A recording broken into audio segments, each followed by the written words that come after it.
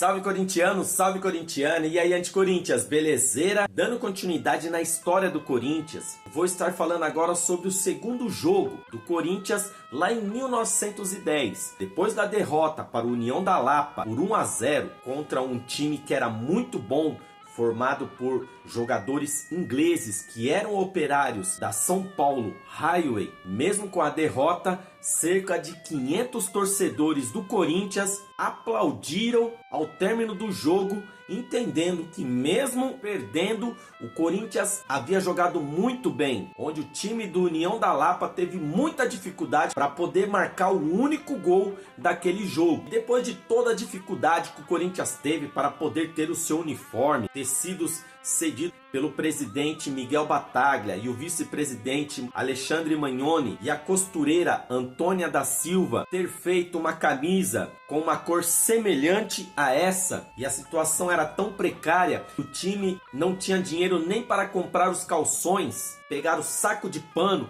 fizeram 2 furos no fundo do saco e usavam cinta para poder usar como calção para poder jogar futebol. O Corinthians então partiu para o seu segundo confronto, e o segundo time que desafiou o Corinthians foi o Estrela Polar. Aí o Corinthians tinha um outro problema, que era o campo. O Corinthians, que foi fundado no dia 1º de setembro, saiu a nota no jornal no dia 5 de setembro com a formação da presidência, vice-presidência, diretoria. No dia 10 de setembro de 1910 teve o seu primeiro duelo contra o União da Lapa. Foi então que houve uma reunião para poder fazer um mutirão e poder fazer a limpeza de um terreno que era bem ali na rua José Paulino. Todos se envolveram fazendo a limpeza, construindo aquele campinho de futebol onde a diretoria, jogadores, torcedores fizeram esse mutirão para poder construir Campo do Lenheiro. E aí o Corinthians teve que administrar um outro problema. O time ainda não tinha uma bola. Mesmo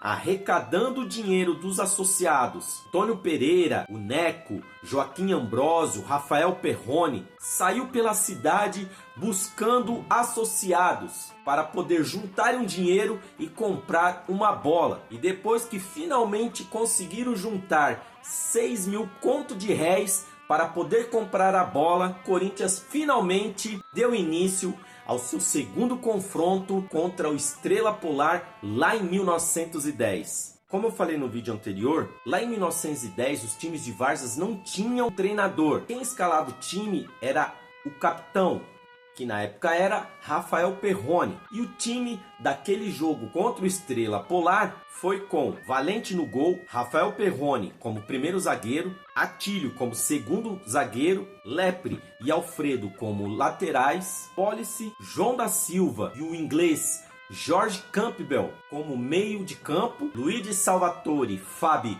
Filho, compondo o trio de ataque com César Nunes e Joaquim Ambrosio. E o primeiro gol do Corinthians foi marcado pelo italiano, nascido lá em Parma em 1890, Luigi Salvatore Fabi Filho, que era o centroavante do Corinthians. E o segundo gol foi marcado pelo meia-campista inglês George Campbell. E o jogo foi marcado pelo enorme número de torcedores do Corinthians, que eram cerca de 1000 torcedores, empurrando o time alvinegro no seu segundo jogo com uma vitória por 2-0 contra o Estrela Polar lá em 14 de setembro de 1910.